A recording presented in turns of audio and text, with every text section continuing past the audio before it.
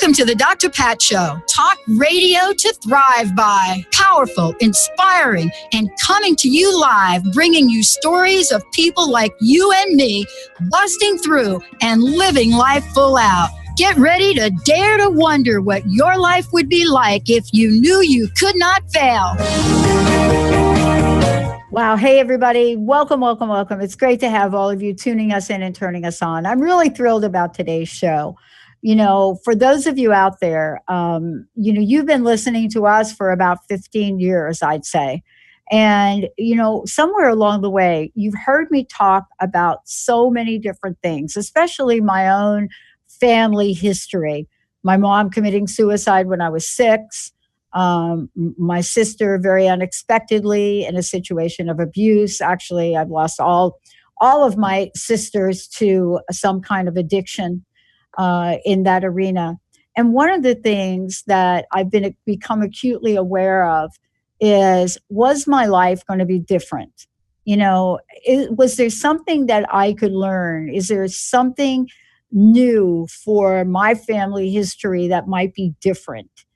And, here I am today getting ready to introduce you to someone who has made a profound impact on the way we look at the level of peace we have in our lives, that place that we can get to, look at, and how it is that we take the world of science and we take the world of mindfulness and we bring things together so that we understand that there is a place where these two things aren't considered totally in opposite energy forces. But when we think about that, why is it so difficult for us to grasp on to the nature of becoming aware? Today, I'm really thrilled to have Dr. Daniel Siegel joining us here today. Yep, he is. He's out there. He is one of the most sought after experts on the human mind. Now in his fabulous book, Aware, by the way, right here. Love it. Got it. We're going to take a journey about the science and the practice. I love that. Science and practice of presence. And today's journey is going to be one where, for those of you that are skeptical, maybe on the fence, maybe thinking it doesn't apply to me, I have got a disease nobody can figure out, or maybe you're thinking I got a history like Pat, and I can't really get out of my situation, what's going on in my body, my mind. Now it's affecting my spirit. Today, get ready for this. Because when we look at what we can do with this new narrative, do we really have to suffer anymore? Dr. Siegel, thank you for joining me here today. Thanks. Now I'm going to call you Dr. Bacilli. Yeah, call me Dr. Pat. All right, then you call me Dr. Dan, or just call me Dan. Dr. Dan. I Very like good. that. Okay, Dr. Pat. I was going to say Dr. Dan the man, but I won't do that today. Sorry. If it's close to Van the Man, Van Morrison. Oh my gosh. Yes, of course. Yeah. I want to start out with a conversation about, oh my gosh, I got some information across my desk the other day, and I was really struck by now the fact that the prescriptions that are now written for anxiety, I read this in the latest study, for anxiety are now, the number of prescriptions have now exceeded the prescriptions for pain medicine. Oh my. Oh. Well, listen, right? You're thinking, yes, but doesn't it really talk to part of the reason that you're out there with this book and this message?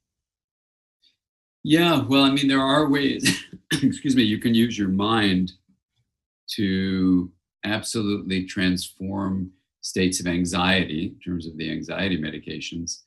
And it's really, I think, a call to action for getting the word out that, in fact, you have available to you a mind training practice that has been research proven to reduce anxiety. And this is an incredible moment where we have the research now, and it's just a matter of getting people to know about these practices and see their effect on their lives. So it's a great conversation to begin, Dr. Pat, about the power of the mind to actually change states we otherwise would think we were frozen into, and they're going to be our legacy forever. But the fact is, you can change using your mind how your brain and body function.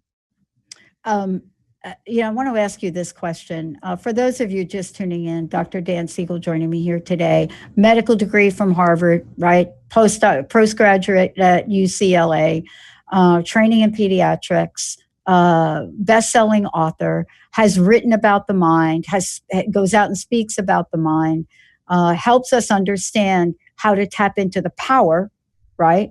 How to look at a journey to the heart of being human. All of these you've done. I want to ask you this question. In everything you've done, everything you've written, where you are in the world, what have some of the challenges been for you personally, Dr. Dan, to become Dr. Dan? Well, I'm not sure exactly what it means to become Dr. Dan. So but I can say in general what some of the challenges have been, and I talk about this in a book called Mind, my last book, to look at the journey of trying to bring science in a deep way to bear on some of the issues we face as a humanity and also as an individual human. And in that journey, I would say some of the biggest challenges are that people have taken on some beliefs that we don't even question. One of them, for example, is that the self comes only from your body and not from your relationships, or the mind only comes from your brain and your head and not from your whole body or from your relational world. So those two kind of categories that have a language-based term, one mind, one self, I would say those are the biggest challenges in my own journey as a person, as a spouse, as a friend, as a father, as a person on the planet, and also as a therapist, a psychiatrist, so as a physician and also a scientist. I work in all those areas, and an educational person, teaching all sorts of folks, parents and therapists and teachers and scientists. These two words, I would say, are the biggest challenges. What do we do with them? And part of the journey of aware is to say, what our awareness changes how we deal with concepts like that, And even as I'm about to drink some water, I realize someone visiting me, a scholar visiting me, made this cup for me. Can you read it, or is it backwards? No, I can read it. Okay, for me it's backwards, but it says what? We are going to be okay. Yeah. So this word "we" has been this fun kind of campaign that started with a student of mine who got really mad when I was saying, let's go to me to we, and said, no, we shouldn't get rid of the me. And I realized, an integrated identity where you have differentiated parts being linked would be something else. So together, she was really forceful. Think of something else, think of something else. So I said, how about not only me, but also we? And she said that didn't rhyme. So we is what I offered to her, and she loved it. So I've been using that as like an integrated idea that the self is both within your body, and the mind, of course, is within your body, but it's not limited to your body. It's also in our relational world, and that's the we part. So you bring them together with me plus we equals we idea. If we go to I love it. Okay. Yeah, and doesn't that isn't that funny? Because that talks to the quote in your book. It really does. I love this quote, and I couldn't wait to talk with you about it. Right at the beginning of the book, everybody, it says, a mind that is stretched to a new idea never returns to its original dimension. Oliver Wendell Holmes. Yeah. I love that.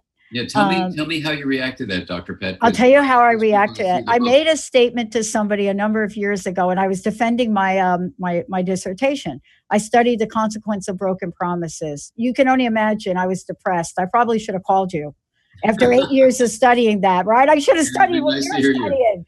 Oh boy, they never told me.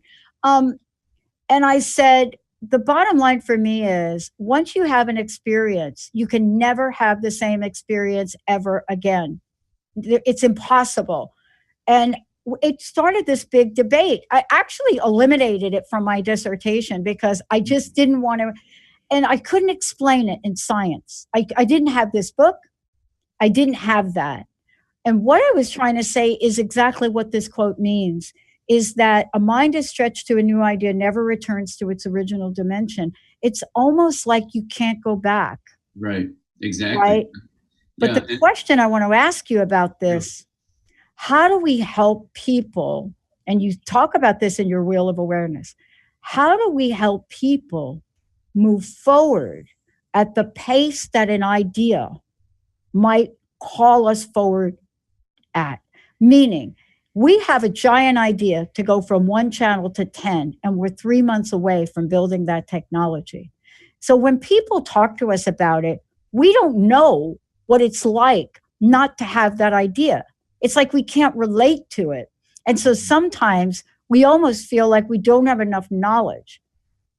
But this quote really, isn't this the basis for what you talk about when you talk about aware? Yeah. Well, I mean, the basic idea in aware that stretches the mind, even in young minds like 5-year-olds, where we teach them the Wheel of Awareness, is that you can differentiate the metaphoric hub of this wheel as the knowing of consciousness from the rim, which represents the knowns, like hearing a word or seeing something or even having an idea. The idea is something that's on the rim, but the hub lets you know the idea. Now, once people start living this idea, and it's like Maya Angelou's comment, people won't remember what you said. They won't even remember what you did, but they'll remember how you made them feel. That feeling involves a change in perception that an idea can stimulate. And this shift in perception has a feeling to it. So that's the feeling side of it. And that's what we have to inspire people to do when you talk about the speed of change. I think it's why I spent all this time writing the book Aware, was that, you know, you can write books, and I've written them certainly with lots and lots of thoughts and scientific notions and stuff like that. But you really want to give people an experience. So Aware is really saying, let's have you do an experience that shifts the way the hub and the rim relate to each other. And then once you feel that change, then the idea becomes woven into the way you filter reality. And that filtering shifts your feelings, it shifts your notions of things, it shifts how you categorize things. And those shifts and filters are exactly, ironically, what the book is all about. Maybe not ironically, but the book ultimately gets to that point, which says, you know, here's what the thing that just changed in you is. You know, it's a shift in these filters. So it's a very exciting moment, you know, to get into this stuff. And I'm thrilled to be speaking with you about it, Dr. Pat. And, you know, the great thing about it is it's accessible to everyone. And so that's what we need to do.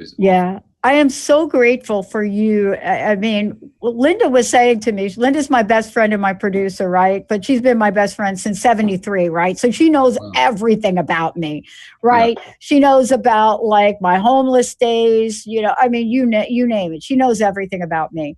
And when I got the book, she says, did you get the book? Did you get the book? Did you look at the book? Did you review it? I says, yeah. And I said, how quickly can we speak with him? And of course, we have to go through the process. Because when I read the book, I mean, there's so much I want to talk with you about today. And as a matter of fact, we'll go ahead and skip this break. There's so much in here that that you're bringing forth that we absolutely do not want to talk about in our in our society right now. We do not want to talk about the emotional experience of things.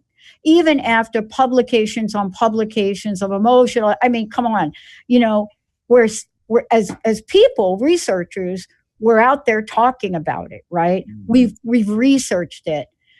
But to embrace this side of an experience in life, it seems like a daunting challenge. However, the way that you've presented this now and the way that you present the wheel of awareness, it helps us understand that part of our journey has to do with an interconnectedness that sometimes, Dr. Dan, we can't explain. Exactly. We can't explain it, right? Yeah. Well, Dr. Pat, you know, what's so amazing, and I want to honor, if you need to take a break, we can take a break, but I like to not take breaks because it gets Me so either. exciting. So are we going to keep on We're going to keep going. Okay, great. So, you know, I'll say this, you know, that there's a moment in our evolution as a human family where there's a potential convergence of fields that usually don't speak to each other, like math and physics with anthropology and sociology, and then, of course, psychology and biology. We're at a moment where there's what E.O. Wilson calls consilience.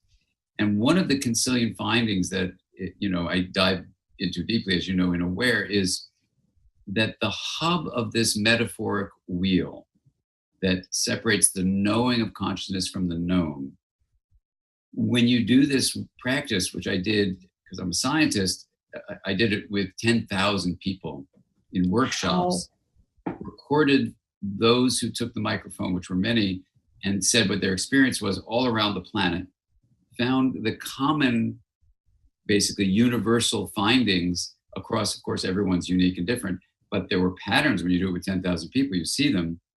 And then ask the question, what might the science of energy be if the mind, as I had suggested years ago, is emerging from energy flow? What might the science of energy tell us that might correlate with the profound differences between people's feeling in the hub versus their feeling on the rim? Oh. Right? So it became that simple, you know, and the science of energy actually was much more helpful, I'm going to say, than the science of the brain. Right. And I love brain science. I think it's awesome. And, you know, I'm doing some brain science research on the wheel and stuff. So we're getting ready with all sorts of very complex technological ways of studying the brain. But it didn't have, at this moment in our history of the science of the brain, an essence that correlated with the 10,000 person study. So I had to, as a scientist, with all deep respect for my colleagues who said, don't go beyond the brain, I had to, because it just wasn't enough. And I apologized to them and whatever. And so in this book, you'll go into a deep dive into the science of energy. And when you do that, you get these scientifically established findings that, when I would speak about them in recent workshops before the book came out, people would say, oh, it sounds a little loosey-goosey, you know. And then July 2018, the cover of Scientific American was about the physics study of energy. And the question was, when does the quantum realm of reality interface with the Newtonian realm? And this is exactly what I had been lecturing about, because in large bodies like our bodies we live in, or planets, we have what Sir Isaac Newton figured out were laws of how large objects called macro states, how they interact with each other. So we have gravity and forces and what's called an arrow of time. Like if you and I crack an egg open in the kitchen, we can't uncrack it because it's a macro state. Right. But at the micro state level of an electron or a photon, we now know for the last 100 years that the properties that predict the kinds of behaviors of microstates to the trillionth power. So it's empirically one of the most useful sets of laws, are completely different than Newtonian laws of large body macrostates. So this is called the quantum realm of a quanta unit of an energy field. Basically, a probability field is what it is, of an electron, is just acting in the reality that we live in very differently than the bodies we're born into.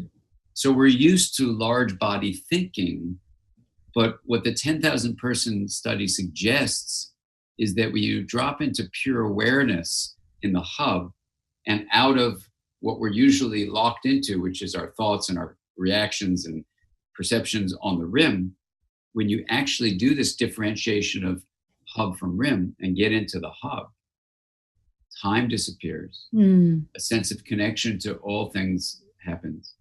A feeling of things being not so predictable arises. This incredible feeling of joy. For some, it's a feeling of God. Yeah. Many have described a feeling of love and awe. And when you look at all the studies of those things, what I think they're coming from is from the mind's dropping into a probability space that we can talk about, but basically that is in the quantum realm. Whereas the rim is up on Newtonian levels of things having an arrow of time, and there is no arrow of time in pure awareness. One of the things that I was really struck by as I was reading the book is I thought about this. I want to use the mind and energy flow of the body for a moment. I want to just, in your book, you talk about this, but I want to get back to something you said about the egg. Again, this incredible study where I brought up the experience issue, right? That I was determined that if we were going to talk about broken promises, we couldn't just do it empirically. Yes, we could do studies and we could ask questions, but it seemed weird to me that you're going to talk about something that they call psychological contract violation. Basically, it's broken promises, but you don't want to talk about like the experience.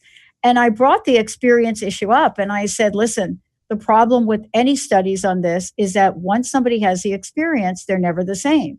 So it ended up turning into, great, Pat, now do quantitative and qualitative. I had no idea what I was uncovering. And I was reading your book and I was really struck because now I've got publicists, people want me to actually publish a book on broken promises. I have to tell you, I don't know that I have it in me, Dr. Dan. I mean, I do positive talk radio. I have a positive talk radio network. But here's the thing I want to ask you about. As I started to do these interviews, right, of course I had to break things into categories and cluster analysis and all those scientific things you do. I have 1,200 pages of interview notes. When I started to ask these questions, something cracked open in people. I heard from people that no one ever asked them about that particular thing that they felt betrayed. I had no idea what I was getting into. So there was a level of awareness and a moment in these conversations where you could see the relief in people. And I didn't really have an answer for them. I want to ask you about awareness in the wheel. Does it help us? Does it go beyond perhaps the trauma, or does it transcend or help us transcend really difficult times in our lives? Can it get us perhaps not to alter an experience beyond recognition, but accept an experience in a way that we have not had to before or not been able to? Yeah, well, there's so much to say about that. Let's begin with some pretty foundational notions that we were addressing when you asked me, what are the challenges of this journey? And if we start with the idea that the mind is both relational and fully embodied, then a relationship where a promise is broken, if that is a relationship with someone who is defining who we are. So you can, have a neighbor that's just irritating you. But they don't define who you are, and they break the promise of, sharing the cost on the fence. You get irritated, you just build the fence and pay the money. It doesn't shatter you, But if it's a person, who is fundamental to defining who you are in a healthy way, this is not like some weird thing. It's Right. really how life goes. Then, you know, a promise broken is a fractured self. Mm. So I think your theme, you know, broken promises, is really a powerful framing of the centrality of relationships as one facet of who we are. It's not the totality, but it's Right. a really important facet. Now, if you then go from mind is relational to what we're saying in defining the self, then you say, well, how are mind and self related to, let's say, awareness? And what is the journey of therapy to heal from a broken promise? Is that the kind of direction you want to go in this? Yeah. Yeah. Do you see, because I think in the end, after 8 years of research on this, you know, the aha moment for me was how interconnected so many things were. Yeah, exactly. I couldn't, although research, you know, kind of forces us to compartmentalize things for the study. Right. But in the end, when I got to write about it, I was like, oh, okay, I got to write this. Right. So here's a way to think about it. And, you know, this field I work in called interpersonal neurobiology, we do this process called consilience, where we look for the common findings across usually siloed, independent, non-communicating disciplines like math and physics versus, let's say, anthropology or psychology or something. So here's just something to say.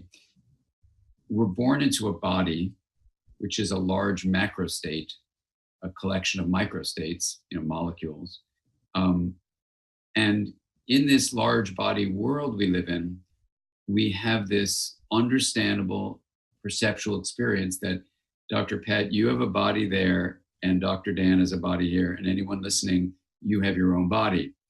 And it's a very understandable thing that the human brain does, which it takes energy patterns and quickly turns them into categories just to try to organize experience.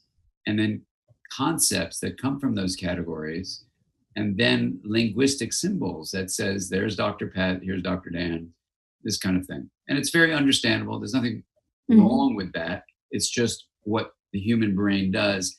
And the mind, in part, not in total, but in part, is then influenced by those categories and concepts and linguistic symbols. Now, you take the fact that we have a mind, which, you know, through a long line of reasoning and writings and stuff, you know, what I've suggested, which is not ever said, but so it could be totally wrong, but I've suggested the mind, in fact, is an emergent phenomena of energy flow, not of the brain alone. It certainly involves your whole body's energy flow, but then it involves our sharing of energy patterns that we call a relationship. So that view, which I was speaking at our annual meeting with Antonio Damasio, and he doesn't talk like that, but I put it right to him. I said, what about the mind as an emergent property of energy? And he said that is scientifically completely sound, you know, and a good idea to do that. So I felt with a very traditional neuroscientist, this was, you know, finally somebody said that sounds reasonable from a neuroscience point of view. Right. But once you do that, then you go to the science of energy. And as I mentioned, the Scientific American had a discussion of this as their cover story. There are two realms of reality at the microstate level of energy patterns, like an electron. These quanta of energy, these patterns of probability distributions, basically is what they are. What they involve is profound relationality. So rather than the macro state, what's called Newtonian classical physics view of objects that then are separate from each other and can interact with each other, you're actually thinking in quantum terms about the relationality of reality. And with the 10,000 person study, I think what it suggests might be going on is that pure awareness, the knowing of consciousness, fundamental to human life, and maybe life of other creatures too, comes from a quantum place called the quantum vacuum. That's what I am proposing in the book. And that it looks like that explains why people all over this planet, when they do the Wheel of Awareness, some people, not everyone, but it's around the planet, so it's not dependent on culture or meditation history or anything, they have a loss of time, they feel connected to everything, all these things I mentioned. And that, I think, is the subjective feeling arising from energy when it has moved out of these more Newtonian-like states of perceptions of your body, but down into what's called the probability position of this quantum vacuum, this what's called sea of potential, or in our graph that we have, it's called the plane of possibility. And there are amazing implications of that we can talk about, but it helps understand broken promises because from the place of awareness, then you can see the above plane values, which are called plateaus and peaks. From a fractured promise, those plateaus and peaks would embed sometimes in an temporarily imprisoning way, the feeling of being fractured and, not whole. And it could have the associated feeling of shame or grief or fury, and when those plateaus of states of mind give rise to their limited peaks, you can feel this incessant, desire for revenge and feeling not whole and feeling like you're trapped or thinking of killing yourself or something's not right or I got to get complete, I'm not complete. When you drop into the plane of possibility, you're doing this in a metaphoric way by dropping into the hub. In 2 independent workshops I just did, a week long, each of them, we had people with exactly this kind of thing: broken promises, profound states of anxiety, depression, despair. And as one person said, as she dropped into the hub, she felt like she died. Oh. And in front of 150 people, I had to work with her around, what does it feel like to be dead? And the amazing thing was, in a very short amount of time, just a few minutes, she could say, I'm in pieces and at peace. And then as we worked more with the concept of the plateaus and the peaks that had been now fractured, and now by dropping into the hub, she found what at first felt like death, but now she was realizing that while uncertainty for people who've been traumatized and have broken promises can feel like death, uncertainty is actually a synonym for possibility. And once she could see that correlation, that she was frightened and had a plateau that was keeping her away from the uncertainty of the plane of possibility, the hub, then within just a short amount of time, this shift happened in her where she realized all the other paths of her life that hadn't been available to her because she was stuck in a plateau and a peak. Now, once she dropped into the uncertainty that she was terrified to experience, so it felt like death, was actually birth, was actually the opportunity to try becoming a new way. So as we talked about all this in front of 150 people and everyone was in the discussion, I turned to her and I said, can we check in with you? Now that we've talked about the plane of possibility and what the hub really is, what your being dead feels like. And she just said, I'm not dead anymore. She pointed to her face with this huge smile on it. She said, my smile is all I need to say to you. Wow. And then as the days went by in this week-long workshop, she just was glowing, radiating. Wow. And her good friends who were there with her said they've never seen her so enriched and in a sense of vitality in her. Wow. So it's interesting that the wheel, and I talk about a case of Teresa's, I have 5 cases. That you can see why sometimes broken promises and betrayal and trauma can lock us in plateaus that say, don't go to uncertainty, because uncertainty is dangerous, like a broken promise. Right. But ironically and sadly, and in a powerful way once we know it, dropping into uncertainty is not just awareness and the pause between impulse and action, this plane of possibility. It's also the mathematical space in which other options rest, and you can choose other ways to be from the plane of possibility. Wow. one of the things I want to talk with you about, and we will take a short break only because when we come back, I've got several copies of the book to give away. For those of you that are just tuning in, I'm thrilled to have Dr. Dan Siegel joining me here today. And the book is called Aware, the Science and Practice of Presence. This is it's beyond groundbreaking. And when we come back from break, you're going to hear why. After all the things Dr. Dan just shared, tip of the iceberg based on what's in the book.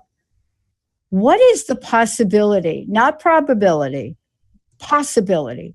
What is the possibility of altering the state of illness? What is the possibility of reversing autoimmune types illnesses? What is the possibility of reversing holds that the mind may have on us, we call depression? What are the possibilities for improving our heart's function? So in the end, what are the possibilities of creating a thriving life based on this breakthrough work? Let's take a short break. When we come back, we're going to give copies of the book away. And we're going to dig a little bit deeper into the wheel of awareness. And what is it about this that all it needs is a willingness to explore? Stay tuned, everybody. We'll be right back with the show.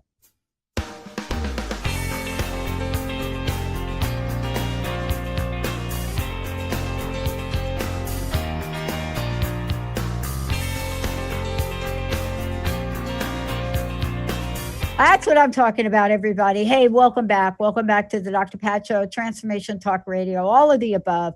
I have been so looking forward to talking with Dr. Dan Siegel. By the way, I want to make sure, Dr. Dan, that folks know, first of all, how they can find out more about you, about your work, and then where they can get a copy of the book.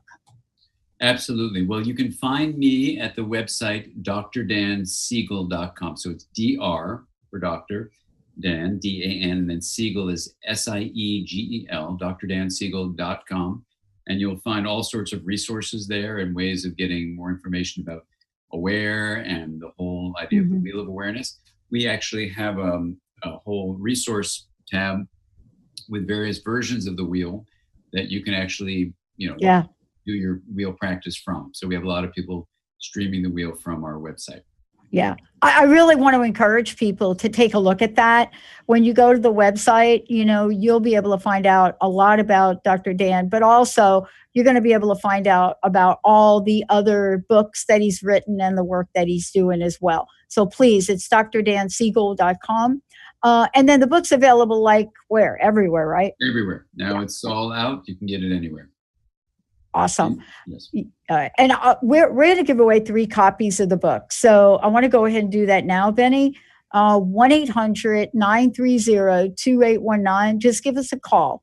1-800-930-2819.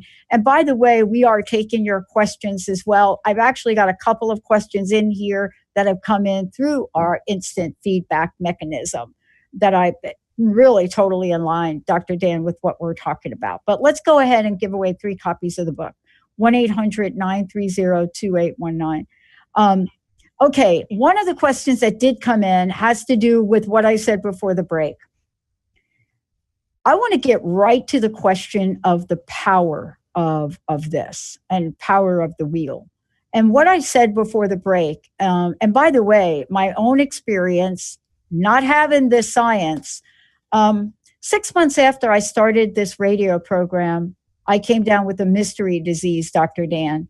And it was one of the most doubtful times in my life. Here I was, finished doctorate, should have gotten a big fat paying job, dissertation won awards, postdoctorate won awards, and I was depressed. Couldn't go get the big fat job. And I dialed the wrong phone number and I dialed into internet radio. And within 10 minutes, I pulled out a credit card and I bought an hour of internet radio in 2003. I started to doubt myself and I got very sick. And as I'm reading your book, I was thinking to myself, I wish I would have known you then, because I probably would have gotten better sooner. But I did get better. And I want to ask you about that, about the model, the science, and the invitation that you have here as a remedy for a number of different things, but also to alter the state of the body. Right. Well, first of all, I'm glad you got better. Do you want to share with us how you got better, or do you want me to just dive into the science of stuff? I want to say that if I'd have had your book, I probably would have followed it more acutely. I got better because I didn't give up doing radio. And I started to do something we're calling now positive talk. I interviewed people from all over the world because I was curious about how I was going to be well. I studied my own mind. And the one thing I will say for sure, I stayed optimistic. I mean, I'm probably oversimplifying, but I really did. Yeah. That was it. And I was doing something I loved. Yeah. And I didn't know why I loved it. And I didn't know why I was paying so much money for airtime, but I do now. Yeah. And I think that had something to do with it. I don't know. I want to hear from you. Well, first of all, it's a beautiful story you're telling, Dr. Pat. And I think the idea of positive things, we'll get into in a moment, and also the idea of purpose, doing something which has meaning and is of service to the benefit of others, is in research terms has been shown to actually improve our health and improve our longevity. So you naturally came upon it, and it living with purpose is a powerful way of actually bringing health to our lives. When you ask the question, like, what is the science of the mind and its relationship to the health of the body? Let me summarize some of those findings that I think people should know about. And it comes from a broad range of research that looks at how you train the mind in particular ways. And when researchers look at these training approaches, you can call it meditation, you can call it reflective exercises, all sorts of words you can use. Meditation simply means a practice that trains the mind. There are 3 pillars that have been identified to be helpful to our well-being. And those are, number 1, learning to focus attention. So in the wheel practice, it turns out, just fortunately, you do that in the first 2 segments of the rim. The first segment, you focus on the first 5 senses. In the first segment, you move over to the second of 4 segments, and there you explore the sensations of your muscles and bones, and then your organs of your body. And so those are systematic focus of attention. So that trains that. The breath is a common use of focused attention training in general. The second pillar of mind training that's been shown to help in ways I'll get to in a moment is called open awareness. And this is quite different from focused attention, where you choose an object, let's say the breath. When you get distracted, you then return to the breath when you let go of the distraction. Here you're inviting any kind of mental activity, like a feeling, a thought, a memory, a concern, a worry, a belief, an attitude, an intention, anything into awareness. You just invite it in with a bring it on attitude. So in a sense, you're sitting in the hub with this spoke of attention out to this third segment of the rim, just inviting things in. We then study the way those things that come in, and we even bend the spoke around to explore the hub itself. All of those are examples of open awareness training, it turns out. So that's good. So that's the second mind training pillar. The third is classically called compassion or loving kindness. I think it's training intention, so I just call it kind intention. This third pillar of kind intention training involves a sense of being connected to something larger than your skin encased body, and having a kind regard for what goes on within the body and what goes on between this body and things outside the body, so other people, the planet. And this kind intention can be strengthened also once you're aware of these connections to all living beings, basically. You then go and you have these verbal statements you say in your inner voice. And research on the brain shows, for example, when you say something that's positive and loving, it activates the positive, loving circuitry of the brain. If you say something negative and hateful, it activates the negative and hateful networks in the brain. I mean, you don't want to say you can say it's not rocket science, but it is brain science. It is.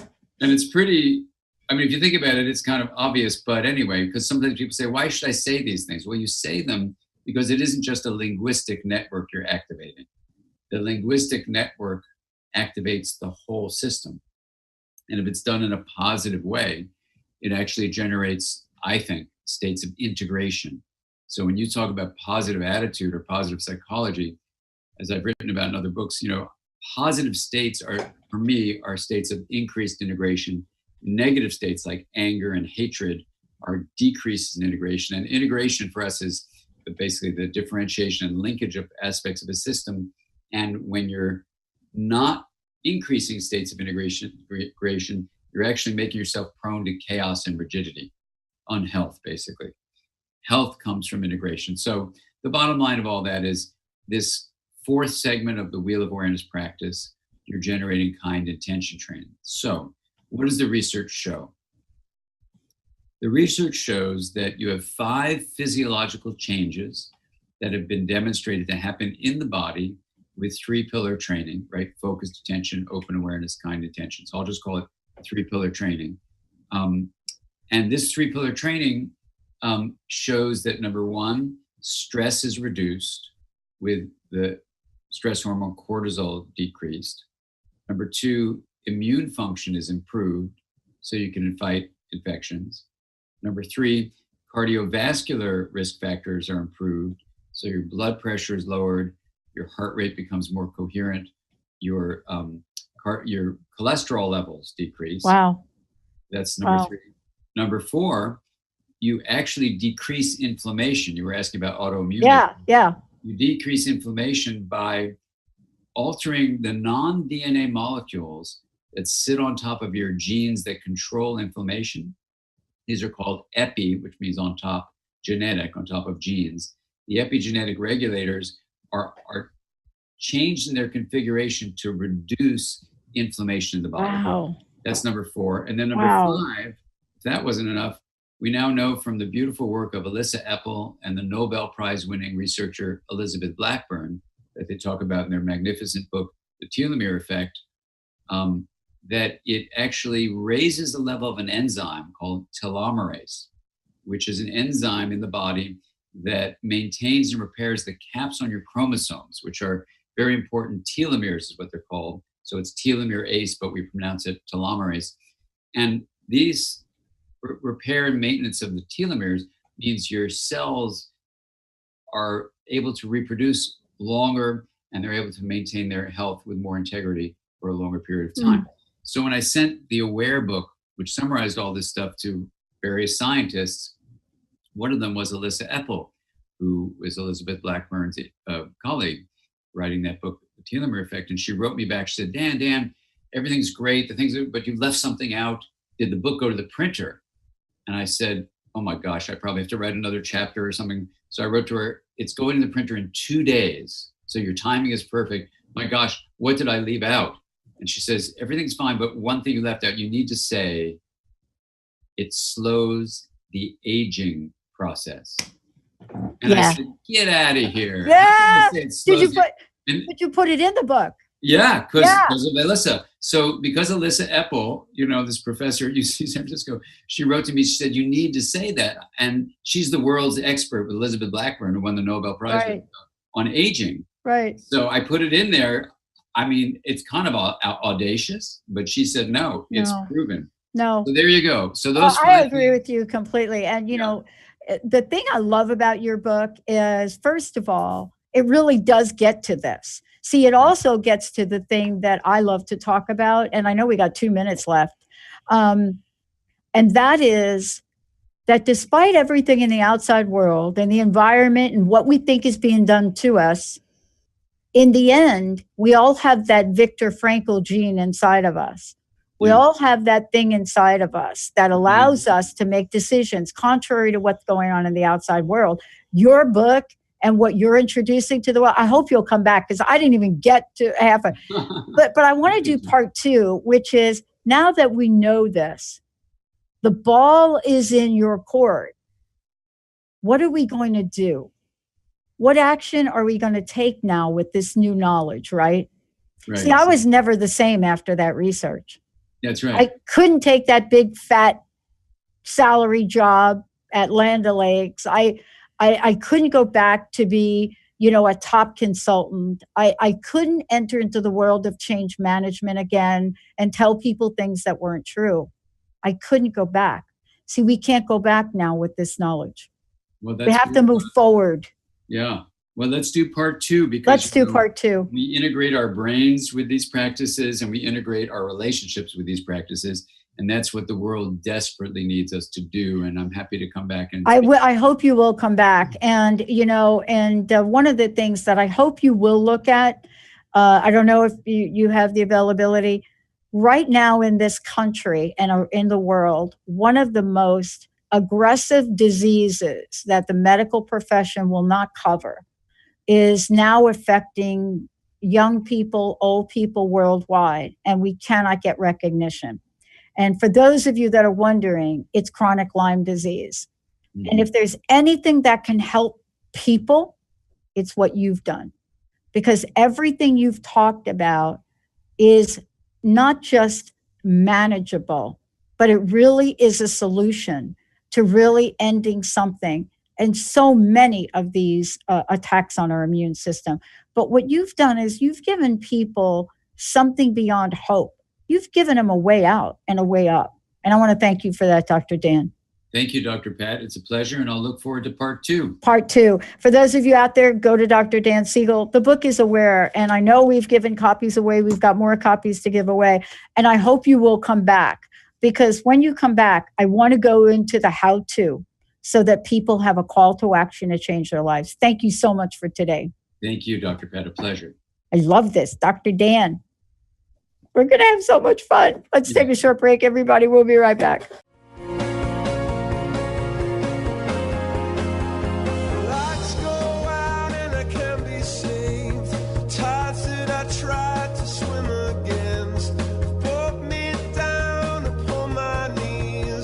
Oh, I beg and please.